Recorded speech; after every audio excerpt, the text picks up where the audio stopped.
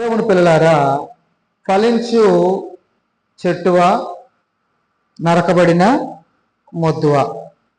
ఈరోజు మనుషులందరినీ కూడా, మానవులందరినీ కూడా దేవుడు ఆ చెట్టుతో పోలుస్తున్నట్టు మనం చూడగలం. అంటే మనుషులకును అలాగనే ఆ చెట్టుకును దగ్గర సంబంధాన్ని మరి ఉన్నట్టు బైబిల్లో మనం చూడగలం. అయితే మరి కీర్తనలు 1వ కీర్తన 3వ వచనాన్ని పిల్లలు చదివారు. అతడు నీటి కాలువల యోరన నాటబడినదై ఆకు వాడక తన కాలమందు ఫలమిచ్చు చెట్టు వలె ఉండును. అంటే ఇక్కడ తన కాలమందు ఫలమిచ్చే చెట్టు అంటే ఒక చెట్టు ఒకనొక కాలమందు ఫలాలను ఇస్తుంది. ఆ ఫలాలు ఫలిస్తాయి, అవి అనేకులకు ఉపయోగపడతాయి. అలాగే మనుషులు కూడా యేసు క్రీస్తును నమ్మి విశ్వసించి సంఘములో సహవాసంలో చేర్చబడి మరి ప్రతి మనిషి కూడా, ప్రతి క్రైస్తవుడు ఫలించాలి. అంటే చెట్టుతో పోలుస్తున్నట్టు మనకు కనబడుతుంది, చెట్టుతో పోలుస్తున్నట్టు మనకు కనబడుతుంది.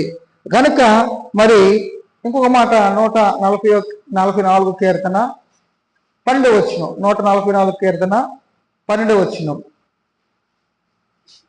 కీర్తనలు 144వ కీర్తన. మా కుమారులు తమ యవ్వన కాలమందు ఎదిగిన మొక్కల వలె ఉన్నారు. అంటే మా కుమారులు యవ్వన కాలమందు ఎదిగిన మొక్కలు అంటే యవనస్తుల్ని మొక్కలతో పోలుస్తున్నట్టు మనం చూడగలము. అలాగే ఇంకా 128వ కీర్తన 3వ వచనంలో అయితే ఒక మాట రాయబడ్డది. 2వ భాగంలో 128వ కీర్తన 3వ వచనం. పిల్లలు ఒలీవ మొక్కల వలె ఉందురు. అంటే పిల్లల్ని ఒలీవ మొక్కల వలె ఉందురు అని చెప్పడం జరిగింది. యవనస్తులు ఎదిగిన మొక్కల వలె ఉందురు అని చెప్పడం జరిగింది. అలాగే కీర్తన 1వ కీర్తనలో 3వ వచనంలో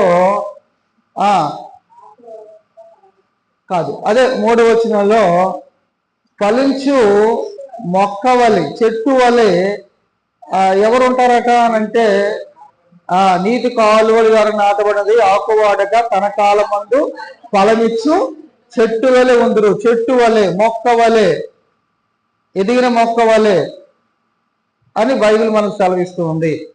అయితే ఈరోజు క్రైస్తవులుగా మరి దేవుని వాక్యాన్ని వింటున్నాం, దేవునితో సహవాసం చేస్తున్నాం, దేవుణ్ణి గణపరుస్తున్నాం, దేవుణ్ణి స్తుతిస్తున్నాం, ప్రార్థన చేస్తున్నాం. కానీ మనలో ఫలాలు కావాలని దేవుడు కలలుగంటున్నాడు. మనలో ఫలాలు ఉండాలని దేవుడు ఎదురు చూస్తున్నాడు. ఫలాలు అనంటే ఏదో పెళ్లి చేసుకొని పిల్లలు కనేయడం ఫలాలు కాదు. కానీ బైబిల్ ప్రకారంగా ఫలాలు అంటే యోహాను సువార్తలో 15వ అధ్యాయంలో 8వ వచనం ఈ విధంగా రాయబడ్డది. యోహాను సువార్త 15వ అధ్యాయము 8వ వచనం. యోహాను సువార్త, మీరు బహుగా ఫలించుట వలన నా తండ్రి మహిమ పరచబడును. అంటే యేసు ప్రభువు చెబుతున్న మాట ఏంటంటే మీరు బహుగా అంటే ఎక్కువగా ఫలించుట వలన ఎవరు మహిమపరచబడతారు?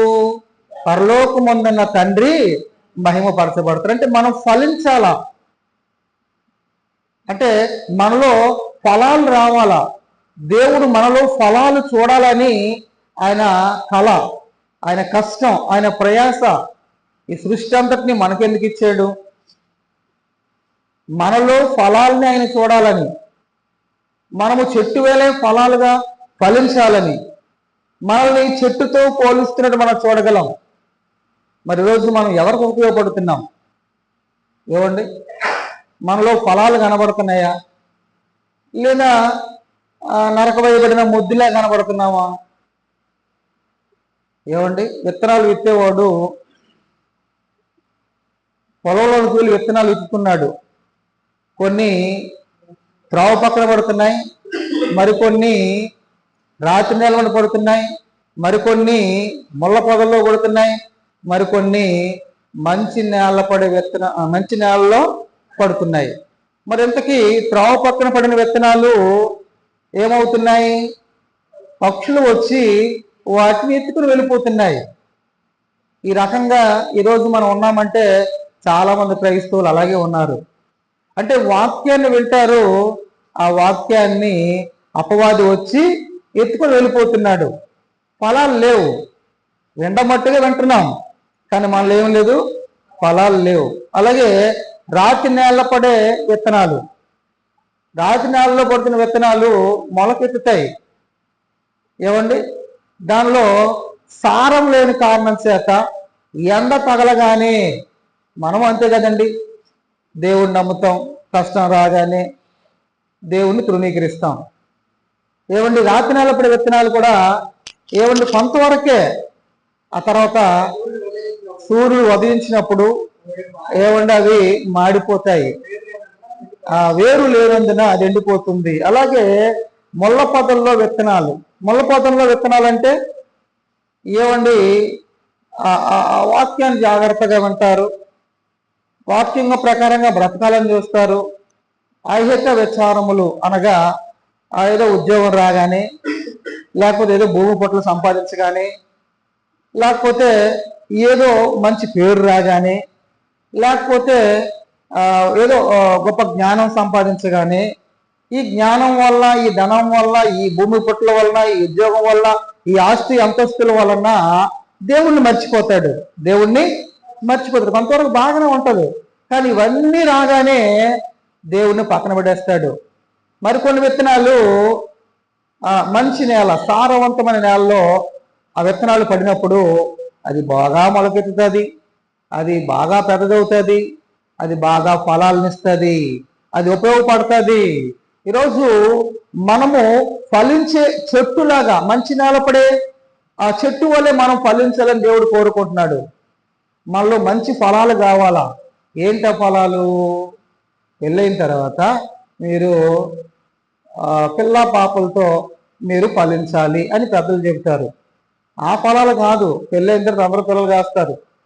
కానీ ఇక్కడ మనము ఏ ఫలాలు మనలో ఉండాలన్నది పౌలు గారు గలతీయులకు రాసిన పత్రిక 5వ అధ్యాయము 22వ వచనాన్ని చూద్దాం. గలతీయులకు రాసిన పత్రిక 5వ అధ్యాయము 22వ వచనం.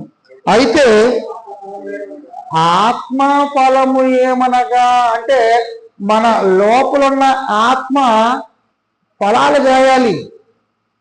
గాయాలి. అవి ఏంటంటే ప్రేమ అనే ఫలము, సంతోషం అనే ఫలము, సమాధానం అనే ఫలము, దీర్ఘశాంతం అనే ఫలము, దయలత్వం అనే ఫలము, మంచితనం అనే ఫలము, విశ్వాసము అనే ఫలము, సాత్వికం అనే ఫలము, ఆశా నిగ్రహం. ఈ 9 ఫలాలు ఎవరు ఫలించాలా? ప్రతి క్రైస్తవుడు ఫలించాలా. ఏ క్రైస్తవుడి దగ్గరికి వెళ్ళి మనం చూసినా ఈ ఫలాలు కనబడవు. క్రైస్తవులమే, దేవుడు నమ్మిన వారమే, బాప్తిజం పొందిన వారమే, పాట పాడిన వారమే, ప్రార్థన చేసిన వారమే, వాక్యాన్ని బోధించిన వారమే, సీనియర్లమే, కానీ ప్రేమ ఉండదు, సంతోషం ఉండదు, సమాధానం ఉండదు, దీర్ఘశాంతం ఉండదు, దయాలత్వం ఉండదు, ఇంకా సాత్వికం ఉండదు, ఆశా నిగ్రహం ఉండదు, ఏమండి విశ్వాసం ఉండదు. ఈ 9 ఫలాలు లేవు. ఎన్ని సంవత్సరాలైనా క్రైస్తవుల్లో ఫలాలు కరువైపోతున్నాయి. దేవుని పిల్లలారా, అంటే మన నేల అనేది, లేదా మన హృదయం అనేది మంచిగా లేదు. దేవుని వాక్యం వినేటప్పుడు దాన్ని నేర్చుకోవాలి, వాక్యాన్ని ధ్యానించాలి, అది మరలా ఇంటికి వెళ్ళి దాని గురించి మనం అవగాహన కలిగి ఉండాలి. ఆ వాక్యం ప్రకారంగా బ్రతకాలి అనే పట్టుదల అనే గురి ఏ క్రైస్తవుడు ఉంటుందో ఆ క్రైస్తవుడు స్త్రీయే గాని పురుషులే గాని వారు ఫలిస్తారు. వారిలో మార్పు వస్తుంది, వారిలో ప్రేమ ఉంటుంది, వారిలో తగ్గింపు ఉంటుంది, వారిలో సాత్వికం ఉంటుంది, వారిలో దయాలత్వం ఉంటుంది, వారిలో మంచితనం ఉంటుంది, వారిలో విశ్వాసం ఉంటుంది, వారిలో దీర్ఘశాంతం ఉంటుంది. ఈ 9 ఫలాలు ఫలించాలని దేవుడు కోరుకుంటున్నాడు. మరి నువ్వు ఫలించే చెట్టులాగా ఈ ఫలాలు నీలో ఉంటున్నాయా? క్రైస్తవుడా, సహోదరి సహోదరుడా, దేవుడు కోరుకుంటున్నాడు. దేవుడు మనం ఎన్ని సంవత్సరాలైనా ఈ ఫలాలు మనలో బయటికి రావడం లేదు. మొట్టమొదటి ఫలాన్ని గురించి మనము ఆలోచించగలిగినట్లయితే ప్రేమ. ప్రేమ ఇది ఎంతమంది అండి నిజమైన దేవుని ప్రేమ కలిగి ఫలిస్తున్నారు చెప్పండి? మొదటి యోహాను సువార్త మొదటి యోహాను పత్రిక 3వ అధ్యాయం 16వ వచనంలో ఆయన ప్రేమ గురించి కొన్ని విషయాలు మనకు చెప్పాడు. ఆయన అంటే యేసుక్రీస్తు మన నిమిత్తము తన ప్రాణాన్ని పెట్టాడు గనుక దీని వలన ప్రేమ ఎట్టిదని మీరు తెలుసుకుంటున్నారు. మనము కూడా సహోదరుల నిమిత్తం మన ప్రాణములను పెద్ద బద్దులమై ఉన్న ప్రేమ అంటే ఏంటంటే ఇతరుల కొరకు అవసరమైతే మన ప్రాణాన్ని పెట్టాలి. ప్రాణం పెట్టడం అంటే చచ్చిపోవడం అంటే చచ్చిపోవడం కాదు. ఇది చాలా మంది ఏంటంటే ఒక హీరో కోసం చచ్చిపోతున్నారు, ఒక ఆటగాడు కోసం చచ్చిపోతున్నాడు, ఒక నాయకుడి గురించి చచ్చిపోతున్నాడు, ఒక ప్రేయసి గురించి చచ్చిపోతున్నాడు. అది ప్రేమ కాదు. అది ప్రేమ చచ్చిపోతే ఏం సుఖం? ప్రేమ అంటే ఏమండి, మన కష్టం, మన ప్రయాస, ఒక్క ఆత్మను రక్షించడానికి నీ సమయాన్ని వెచ్చిస్తే అదే నిజమైన ప్రేమ. ఇప్పుడు ఈ మధ్య కాలంలో ఇప్పుడు వైరల్ అవుతుంది ఏంటంటే ఒక యవనస్తుడు ఒక యవనస్తురాలు ప్రేమించుకొని చిన్న చిన్న పాపట, ఆ పాపను యవనస్తుడు గొంతుకు నమిలేసి లేదంటే నులిపేసి చంపేశాడట. అంటే అది ప్రేమ ఏమండి? ప్రేమ అని ఒక యవనస్తురాలు యవనస్తుడిని ప్రేమిస్తే, ఆ యవనస్తుడు ఆ యవనస్తురాలని ప్రేమిస్తే, ఆ యవనస్తురాలని ఏం చేస్తున్నాడు?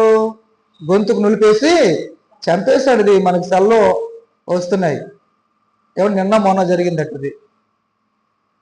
అంటే అది ప్రేమ. ఇతరులని చంపేది ప్రేమ. మనం కూడా సినిమాల్లో చూస్తున్నాం కదండి, హీరో విలన్ని చంపేస్తే అది మనం గొప్పగా ఫీల్ అయిపోతాం. అంటే కొడుతున్నప్పుడు ఫైట్ సీన్లు చూసేటప్పుడు మన శరీరం ఉప్పొంగిపోతుంటుంది కదా, మనం దానిలో లీనమైపోతుంటాం కదా. అలా కొడుతుంటే మనకి హ్యాపీగా ఫీల్ అవుతుంటాం. అది అంతవరకే మనకి. కానీ యేసు ప్రభువు వారు ఎక్కడైనా ఎవరినైనా ఆయన ఏమన్నాడా? ఆయన ప్రేమించాడండి. ఆయన ప్రేమ త్యాగంతో కూడిందండి. ఆయన ఆకలితో ఉన్న వారికి ఆహారం పెట్టాడండి. ఆయన వాక్యం లేని వారికి వాక్యాన్ని బోధించాడండి. ఆయన అలాగే తన శత్రువుని కూడా ప్రేమించాడండి. ఆయన అందరి కొరకు చివరికి ఆయన శిలువ మీద మరణము పొందాడు. ఆయన అది ప్రేమ. ఎక్కడదే మాట రాయబడ్డది. ఆ ప్రేమ నీలో ఉందా? అలాంటి ప్రేమ కలిగి ఉండాలి. ఆ ఫలము ఈరోజు ఎంతమంది క్రైస్తవులు ఫలిస్తున్నారు చెప్పండి? ఇంకా రెండోదిగా చూసినట్లయితే రెండోదిగా ప్రేమ, అలాగే సంతోషం. ఫిలిప్పీయులకు రాసిన పత్రిక 4వ అధ్యాయం 4వ వచనం. ఫిలిప్పీయులకు రాసిన పత్రిక 4వ అధ్యాయం 4వ వచనం. ఎల్లప్పుడూ ప్రభునందు ఆనందించాలి. ఎల్లప్పుడూ ప్రభునందు ఆనందించడం అది ఎక్కడ సాధ్యం చెప్పండి? మహాజ్ఞాని సొలొమోను సంతోషం కాసమాట ఎన్నో ప్రయత్నాలు చేశాడు. అది మనకి ప్రసంగి గ్రంథం అంతా చదివితే, ఆ 2వ అధ్యాయం అంతా చదివితే ఎక్కడ సంతోషం దొరుకుతుందని ఇన్ని ప్రయత్నాలు చేస్తే ఎక్కడ సంతోషము దొరకలేదట. మనకైతే సినిమాలు చూడడం వల్ల సంతోషం, సీరియల్స్ చూడడం వల్ల సంతోషం, ఇంకా సినిమాలు, సీరియల్స్, టిక్ టాక్, గేమ్స్, ఏమండి డ్యాన్స్, బేబీ డ్యాన్స్, ఇవి చూస్తే మనకి సంతోషంగా ఉంటుంది అనుకుంటాం. కానీ అది ఆ క్షణికమైనదే.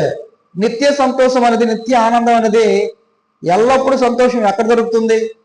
నీవు దేవుని కొరకు బ్రతికి, నువ్వు మారు మనసు పొంది, ఏమండి, దేవుని వాక్యాన్ని విని దాని ప్రకారంగా బ్రతికితే నీలో ఈ ఫలం వస్తుంది. ఏ ఫలం వస్తుంది? సంతోషం. ఎల్లప్పుడూ సంతోషమే. కష్టాలు వస్తాయి, నష్టాలు వస్తాయి, శ్రమలు వస్తాయి, బాధలు వస్తాయి, వేదనలు వస్తాయి, నిందలు వస్తాయి. ఎన్నొచ్చినా వాటిని ఎదుర్కొంటావు, సంతోషంగా ఉంటావు.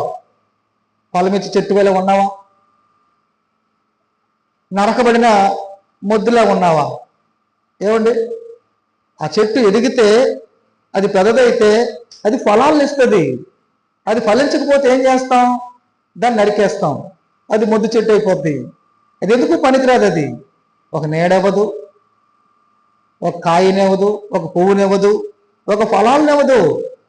ఈరోజు దేవుడు చూస్తున్నాడు ప్రతి క్రైస్తవుడిలో ఫలాలు కావాలని, ఫలమిచ్చే చెట్టులాగా ఉండాలని నీ ద్వారా కలలుగా అంటున్నాడు ఆయన. ఆ ప్రేమైన ఫలం మనలో ఎదురు చూస్తున్నాడు ఆయన. ఆ సంతోషమైన ఫలం ఏమంటే, దేవుణ్ణి నమ్ముకుంటే నిత్య సంతోషం అండి, నిత్యము ఆనందం అండి, ఎల్లప్పుడూ ఆనందమే. ఆ ఫిలిప్పీలు రాసిన పత్రికలో ఆ ఫిలిప్పీ సంఘానికి ఆనందించండి, వారు చక్కగా దేవుని పనులు సంతోషంగా ఉంటున్నారట, దేవుని స్తుతిస్తున్నారట. వాక్యంలో వారంత కష్టం వారికి లేవులు ఉన్నప్పటికీ వారు సంతోషంగా ఉన్నారట, వారు ఆనందంగా ఉన్నారట. ఇంట్లో ఎన్ని సమస్యలు ఉన్నా దేవుని బట్టి ఆనందిస్తున్నారట, దేవుని బట్టి అర్చిస్తున్నారట. నువ్వు ఇప్పుడు అలాంటి జీవితం కలిగి ఉన్నావా దేవుని బిడ్డ? గనక ఎల్లప్పుడూ ఆనందం. ఇందులో చూసినట్లయితే మనకి మరొక మాట కనబడుతుంది, సమాధానం. సమాధానం అనేది ఈరోజు ఎంతమందిలో ఉందండి సమాధానం? చర్చికి వెళ్తాం, పాటలు పాడతాం, ప్రార్థన చేస్తాం, క్రైస్తవులు ఉంటాం, మనలో మనకే సమాధానం ఉండదు. గొడవలు, ఒకరంటే ఒకరు పడదు, బయటకు ఒక మాట్లాడతాం, లోపల ఒక మాట్లాడతాం.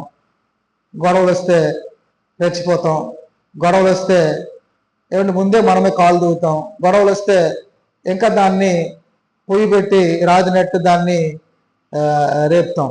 ఏమండి, మత్తయి సువార్త 5వ అధ్యాయంలో 9వ వచనంలో సమాధాన పరచువారు ధనులు, వారు దేవుని కుమారులు అనబడుదురు. సమాధాన పరచాల, సమాధాన ఫలం మనలో ఉండాలా. ఎవరైనా కొట్టుకుంటే, ఎవరైనా ఘర్షణ చేస్తే వారిని శాంతపరచాలా. ఆ ఫలం మనలో ఉందా? ఎవరు కొట్టుకుంటే, ఎవరు మన కుటుంబీకులు అయితే, ఎవరు మన అక్క అయితే, ఎవరు మన చెల్లి అయితే, ఎవరు మన అన్న అయితే వాళ్ళ తరపు వెళ్ళిపోతాం, గొడవలో దిగిపోతాం. అది మంచా, అది చెడ్డ, అసలు గొడవ ఎందుకు? ఏమండి, ఈరోజు అలా ఆలోచించేస్తున్నారు క్రైస్తవులు. మంచి ఫలము ఫలిస్తున్నారా, చెడ్డ ఫలం ఫలిస్తున్నారా? ఫలాలుంటే సమాధాన పరుస్తారు. ఆ ఫలము మనలో ఉండాలని దేవుడు కోరుకుంటున్నాడు. అలాగనే దీర్ఘశాంతం. దీర్ఘశాంతం ఏమంటే, ఈరోజు క్రైస్తవుల్లో శాంతం ఉందా? శాంతమే లేదు, ఇంకా దీర్ఘ శాంతం. ఆ ఫలం కావాలని కోరుకుంటున్నాడు. లోకాసు వార్త 18వ అధ్యాయము, లోకాసు వార్త 18వ అధ్యాయం 8వ వచనం. త్వరగా లోకాసు వార్త 18వ అధ్యాయము 8వ వచనం. ఆయన వారికి మరలా త్వరగా న్యాయం తీర్చును, వారి విషయమే కదా ఆయన దీర్ఘ శాంతము చూపుచున్నాడని మీతో చెప్పుచున్నాను.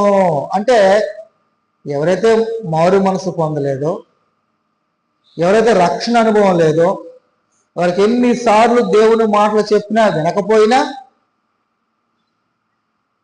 వారు రక్షణ పొందాలని, వారు మార్పు చెందుతారని, వారు దేవుని చెంతకు వస్తారని దేవుడు అవకాశం ఇస్తున్నాడు.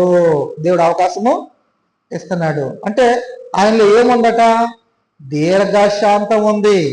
ఎవరిలో ఈ దీర్ఘశాంతం ఉంది? దేవునిలో దీర్ఘశాంతం అనే ఫలం ఉంది. అది ఎవరిలో చూడాలనుకుంటున్నాడు? ఆయన పిల్లలమైన మనలో ఆ దీర్ఘశాంతాన్ని కోరుకుంటున్నాడు. మనం దేవుని వాక్యం చెప్తాం, వినకపోతే ఏమంటే మనము పక్కన పెట్టేస్తాం, మనం విసిగిపోతాం. ఎన్నిసార్లు చెప్పినా మానడం లేదు, ఎన్ని బోధలు చేసినా వినడం లేదు అని మనం ఏం చేస్తాం? మనలో దీర్ఘశాంతం ఉండదు, శాంతం మనలో ఉండదు. కానీ ఎన్ని సంవత్సరాలైనా ఎంతవరకైనా విసిగిపోకుండా దేవుని వాక్యాన్ని చెప్పాలట. అలాంటి మనసు ఉండాలా. దీర్ఘశాంతం, ఎప్పటికైనా రక్షింపబడతాడు నా కుమారుడు అని మనం కూడా ఇతరులు చూసే అవకాశం లేదు. యేసుప్రభువు వారు కూడా ద్రాక్ష తోటలో ఒక అంజూరపు చెట్టు ఉంది, అది ఫలాలు కాస్తాయని ఆ యజమానుడు చూస్తున్నాడు, కానీ దానిలో ఏమి లేవట, ఫలాలు లేవు. ఒకరోజు తోటమాలని పిలిచి ఆ చెట్టు ఫలాలు ఇవ్వడం లేదు, దాన్ని నరికే. అదెందుకు? దాని ద్వారా ఈ నేల ఎందుకు వ్యర్థమైపోవాలి? దానికి నీరు పోయాలా, దాని చుట్టూ పాడిగట్టాలా, తవ్వాలా, గొప్ప తవ్వాలా? ఇంత ప్రయాసపడి ఆ చెట్టుకు నీరు, ఆ చెట్టుకు గాలి, ఆ చెట్టుకు తవ్వి గట్టేసి ఎరువేసి ఎంతగా చేసినప్పటికీ అది ఫలము ఇవ్వడం లేదు, దాన్ని నరికే అని యజమానుడు అంటే తోటమాల అంటున్నాడు, ఈ ఒక్క సంవత్సరానికి అవకాశము ఇవ్వు ప్రభువా. అంటే అవకాశం దేవుడు మనకి ఇస్తున్నాడు, ఇంకా నువ్వు ఫలించవా? 2024 పోయింది, 2025 వచ్చింది, ఇంకా మార్పు రాదా? ఇంకా నీ చెడు వ్యసనాలను విడిచిపెట్టవా? ఇంకా దేవునికి అయిష్టమైన కార్యక్రమాలను విడిచిపెట్టవా? ఇంకా అదే జీవితమా? ఇంకా అదే బ్రతుక? ఇంకా అదే నీ యొక్క జీవిత గమ్యమా? వద్దు ప్రియమైన సహోదరుడా, ప్రియమైన దేవుని బిడ్డ, నిన్ను సృజించాడు, నిన్ను నాటాడు నువ్వు ఫలిస్తావని. ఈ భూమి మీదకి నేను పంపించాడు నీలో ఫలాలు చూడాలని. ఆయన దీర్ఘశాంతం, ఆ ఫలం మనలో కనబడుతుందా? ఆ దీర్ఘశాంతమైన ఫలం. ఇంకా దయాలత్వం. సామెతల గ్రంథం 14వ అధ్యాయము 9వ వచనం, 2వ భాగాన్ని చూద్దాం. సామెతలు 14:9. నేను ముగిస్తున్నాను త్వరగా. 2వ భాగం. యథార్థవంతులు ఒకరి ఎడల ఒకరు దయ చూపెడతారట. అంటే యథార్థవంతులు అంటే ఎవరు యథార్థవంతులు? క్రైస్తవులుగా దేవుని సన్నిధికి వచ్చిన మనందరం కూడా, ప్రపంచంలో ప్రతి క్రైస్తవుడు కూడా యథార్థవంతులుగా మార్చబడితే వారు ఎలా ఉంటారట? ఒకరి ఎడల ఒకరు దయ చూపెడతారు. దయ. ఆకలితో ఉన్న వారికి ఒక ఆహారం పెట్టాలి, బట్టలు లేని వారికి బట్టలు ఇవ్వాలి, ఏమండి నివాసం లేని వారికి ఆశ్రయం కల్పించాలి అనేటువంటి దయని ఫలము ప్రతి క్రైస్తవుల్లో ఉండాలా. ఒక్కరిని ఎడల ఒకడు దయ చూపిస్తాడట. ఆ దయని ఫలం మనలో ఉందా? ప్రేమ, సంతోషము, సమాధానము, దీర్ఘశాంతము, ఈ దయాలత్వము. ఏమండి? దయాలత్వం. ఇంకా చూసినట్లయితే మంచితనం. ఈ మంచితనం అనేటువంటి ఫలం క్రైస్తవులకు మనము అందరితో మంచిగా ఉండాలని అభిప్రాయం మనలో ఉందా? ఎవరితో పడితే వారితో మనము శత్రువులుగా మారిపోతామా? ఇరుగోలంటే పొరుగోలంటే మనము ఇష్టపడమా? వారిని పక్కన పెడతామా? లేదే. అందరితో సమాధానంగా ఉండాలి, వీలైనంత మట్టుకు అందరితో మంచితనంగా ఉండాలి. అంటే క్రైస్తవులుగా మనము మంచితనంగా ఉండాలి. అదే రిఫరెన్స్ మనం చూసినట్లయితే ఎఫెసీయులకు రాసిన పత్రిక 5వ అధ్యాయము 9వ వచనంలో, ఎఫెసీయులకు రాసిన పత్రిక 5వ అధ్యాయము 9వ వచనం, వెలుగు ఫలము సమస్త విధములైన మంచితనము, నీతి, సత్యమని వాటిలో కనబడుతుంది. వెలుగు ఫలము నీలో ఏమి రావాలి? వెలుగు. నీలో మంచితనము. నీలో ఏమి రావాలండి? మంచితనము. పలానా వ్యక్తి మంచివాడండి, పలానా వ్యక్తి మంచి పేరు సంపాదించుకున్నాడండి, గుడ్ క్యారెక్టర్ అండి. ఒక తిమోతిని గురించి ఏమండి, తన ప్రాంతంలో అతడు మంచి పేరు సంపాదించుకున్నవాడు. ఎంత డబ్బు సంపాదించామా, ఎంత భూమి పుట్లు సంపాదించామా, ఎంత పెద్ద ఉద్యోగం సంపాదించామా, ఎంత పెద్ద అధికారం సంపాదించామా, అది గొప్పతనం కాదు. మంచి పేరు ఎలా వస్తుంది? అండి అది దేవునితో సత్సంబంధం కలిగి, దేవుని వాక్యాన్ని వింటూ, సహవాసంలో ఉంటూ, దేవుని వాక్యం ప్రకారంగా బ్రతుకుతూ మనం జీవించగలిగినట్లయితే మనలో ఏమొస్తుందట? మంచి ఫలం వస్తుంది. వెలుగు ఫలము సమస్త విధములైన మంచితనం, అది నీతి సత్యమైన వాటిలో కనబడుతుంది. అలాంటి ఫలాన్ని మనం ఫలించే వారుగా ఉండాలా. ఇంకా చూసినట్లయితే విశ్వాసము, హెబ్రీయులకు రాసిన పత్రిక 11వ అధ్యాయము 6వ వచనంలో, హెబ్రీయులకు రాసిన పత్రిక 11వ అధ్యాయము 6వ వచనంలో, విశ్వాసం లేకుండా దేవుడికి ఇష్టడుంట అది అసాధ్యము. అంటే విశ్వాసం లేకుండా దేవుడికి ఇష్టడేనుట అది అసాధ్యం. అంటే దేవుడు మనల్ని ఇష్టపడాలంటే మనలో ఏముండాలట? విశ్వాసం ఉండాలా. అబ్బా, నా కుమార్తె ఎంత విశ్వాసము, ఇంటి దగ్గర ఇన్ని ఆటంకాలు వచ్చినా నా మాట వినడానికి వచ్చింది అని దేవుడు మనల్ని ఇష్టపడతాడు. బా, ఇంట్లో ఎన్ని శ్రమలున్నా నా మాట వినడానికి, నా మాట చెప్పడానికి నా కుమారుడు పరిగెత్తున్నాడే, విశ్వాసం. అప్పుడు దేవుడికి మనం ఇష్టలే అంటాం. అంటే మన పనుల ద్వారా ఆ విశ్వాసం అనేది దేవుడు చూస్తాడు ఫలం. విశ్వాసము లేకుండా దేవునికి ఇష్టడేనుట అసాధ్యం అనట. అంటే అక్కడ రాయబడ్డది, దేవుని ఎందుకు వచ్చేవాడు ఆయన ఉన్నాడనియు తను వెతుకు వాడికి ఫలము దయచేవాడును నమ్మలేవాలని కదా. దేవుని దగ్గరకు వస్తున్నాం అంటే ఆయన ఉన్నాడు కాబట్టి ఆయన దగ్గరకు వస్తున్నాం. ఆయన లేకపోతే ఈరోజు మనము ఒక పూట భోజనం చేయడమే కష్టం. ఎక్కడ మరో ప్రాంతానికి వెళ్ళి బ్రతకడమే చాలా కష్టం. బయటికి వెళ్ళి మళ్ళీ తిరిగి వస్తామో లేదో గ్యారంటీ లేదు. ఆయన ఉన్నాడు కాబట్టి హ్యాపీగా ఈరోజు ఈ క్షణం వరకు మనం బ్రతికామంటే ఆయన దయ, ఆయన ఉన్నాడు. ఆయన వెతికితే ఆయనతో సహవాసం చేస్తే ఆయన ఫలము దయచేవాడని నువ్వు నమ్మాలి. విశ్వాసం. ఆయన ఏదైనా చేస్తాడు. ఆయన ఏదైనా చేస్తాడు. అద్భుతాలు చేసిన దేవుడు, ఆశ్చర్యకార్యాలు చేసిన దేవుడు. నువ్వు అలా విశ్వాసం ఇస్తున్నావా? అవిశ్వాసగా, విశ్వాస ఘాతుకురాలుగా, విశ్వాస ఘాతుడిగా మారిపోతున్నావా? ఏం దేవుళ్ళే, ఏం చేస్తాడులే, ఆయన నమ్మితే ఏం ప్రయోజనంలే, ఏం లాభం ఉందిలే అని అనుకుంటున్నావా? ఈరోజు అలా అనుకుంటే నువ్వు ఫలించలేనట్టు. దేవుడి దగ్గరికి వెళ్తే దేవుడు ఎలాగైనా ఎప్పటికైనా ఆయన ఫలము దయచేస్తాడు. ఆయన మేలు చేస్తాడు. ఆయన నువ్వు నమ్మాలి. అది విశ్వాసం. అలాంటి విశ్వాసులు ఈరోజు భూమి మీద ఉన్నారా? లేరండి. వెంటనే దేవుడు ఏమైనా ఆలస్యం చేస్తే వారి విశ్వాసం ఏమవుద్దండి?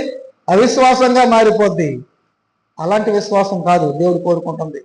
ఆయన ఉన్నాడు, ఆయన ఇస్తాడు, ఆయన ఫలాల్ని దయచేస్తాడు. ఇంకా సాత్వికం అనేటువంటి ఫలం ఏమండి? మత్తయి సువార్త 5వ అధ్యాయము 5వ వచనంలో, సాత్వికులు ధన్యులు వారి భూలోకాన్ని స్వతంత్రించుకుంటారు. సాత్వికం, తగ్గించుకోవడం, ఓర్చుకోవడం, సహనం కలిగి జీవించడం అనే ఫలం మనలో ఉందా? అలాగైతే నువ్వు గొప్పడు అయిపోతావట, గొప్ప నాయకుడు అయిపోతావట, భూలోకానికి వీరుడు అయిపోతావట. భూలోకాన్ని దేవుడు నీకు ఇస్తాడు. ఒక మోషేని చూసినట్లయితే కొన్ని లక్షలాది మంది ప్రజలకు నాయకుడిగా, సాత్వికుడిగా ఉన్నాడు కనుక అతని దేవుడు నాయకుడిగా ఎంచుకున్నాడు. ఒక యేసుక్రీస్తుని చూసినట్లయితే, నేను సాత్వికుడును, మీరు నీ వద్దకు వచ్చి నేర్చుకోరండి సాత్వికాన్ని. ఆ ఫలం మీరు ఫలించాలి. సాత్వికం. దేవుడు చెట్టుతో పోలుస్తున్నాడు మనల్ని. ఆ చెట్టు ఫలాలను ఇవ్వాలి. మరి నువ్వు కూడా ఫలాలను ఇవ్వాలి. ఈ సాత్వికమైన ఫలం నీలో బయటికి రావాలి. తగ్గించుకోవాలి, గొడవలకు దిగకూడదు, ఓర్చుకోవాలి, సహనాన్ని చూపించాలి.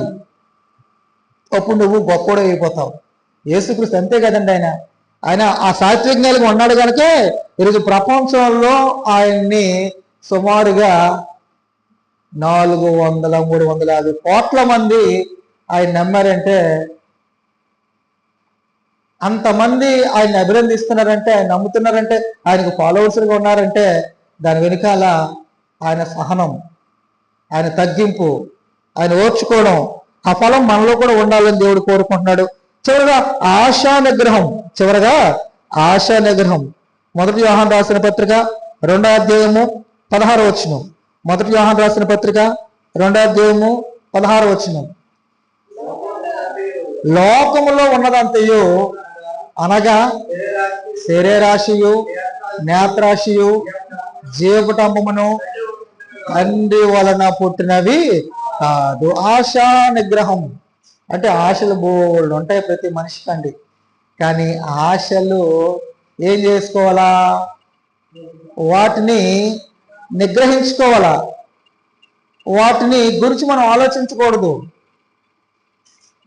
వాటి గురించి మనము ఆలోచించకూడదు. అది లేకపోయినా పర్వాలేదు, నాకు దేవుడు ఉన్నాడు, దేవుడి వాక్యం ఉంది, నాకున్నది చాలు.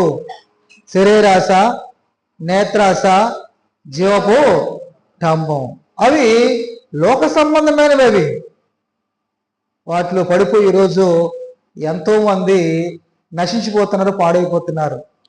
కనుక ఆశ నిగ్రహం అంటే ఆ ఆశల్ని మనం పక్కన పెట్టాలి. బంగారం అంటే కొంతమందికి ఆశ, ఎన్నెన్నో విషయాల్లో చాలా మంది ఆశపడి ఉంటారు. కానీ దేవుని వాక్యం ఏం చెబుతుంది? అవి శాశ్వతమైనవి కాదు, దాన్ని తీసుకుని వెళ్ళిపోలేవు. ఏది నీతో కూడా రాదు.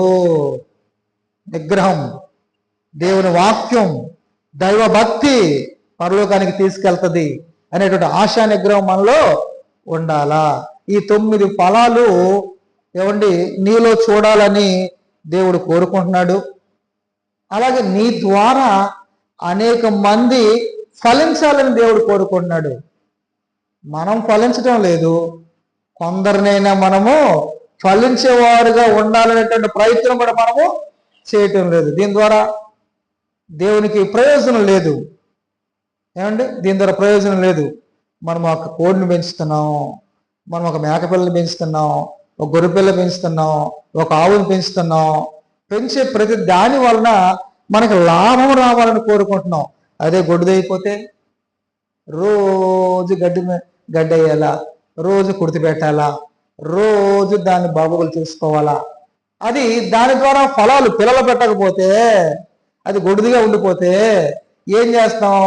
దాన్ని చంపేస్తాం, లేదా ఎంతో కొంత తగలేసేస్తాం, లేకపోతే కోసి తినేస్తాం. అలాగే ఈరోజు నీవు నేను ఎన్నో సంవత్సరాలు అయిపోతుంది, ఈరోజు ఫలించాలని దేవుడు కోరుకుంటున్నాడు. నువ్వు మార్పు చెందాలని దేవుడు కోరుకుంటున్నాడు. నీలో మంచితనం అనే ఫలం, సాత్వికమైన ఫలం, ప్రేమ అనే ఫలం, సమాధానమైన ఫలం, దీర్ఘశాంతమైన ఫలం, ఆశానిగ్రహమైన ఫలం, ఇన్ని ఫలాల్లో ఒకటైనా మనలో కనబడుతుందంటే ఒకటైనా కనబడడం లేదండి, కరువైపోతుందండి. అప్పుడు దేవుడు ఏం చేస్తాడు? మత్తయి సువార్త 3వ అధ్యాయము 10వ వచనం. ఇప్పుడే గొడ్డలి చెట్ల వేరిన ఉంచబడి ఉన్నది. ఇప్పుడే గొడ్డలి చెట్ల వేరిన ఉంచబడి ఉన్నది. ఫలింపని ప్రతి చెట్టు నరకబడి అగ్నిలో వేయబడును. ఫలం లేకపోతే యజమాని ఏం చేస్తాడు? మన పక్కనే గొడ్డలు ఉంది, నరికేస్తాడు, దాన్ని తీసుకెళ్లి అగ్నిలో పడేస్తాడు. అప్పుడు మనం ఏమైపోతాం? నరకబడిన మొద్దు అయిపోతాం. ఇంకెందుకు పనికిరాదు. అది నరికేసిన మొద్దు ఎందుకు పనికొద్దండి?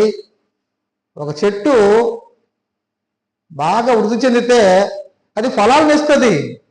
ఈరోజు క్రైస్తవుడిగా నువ్వు వృద్ధి చెందుతున్నావా?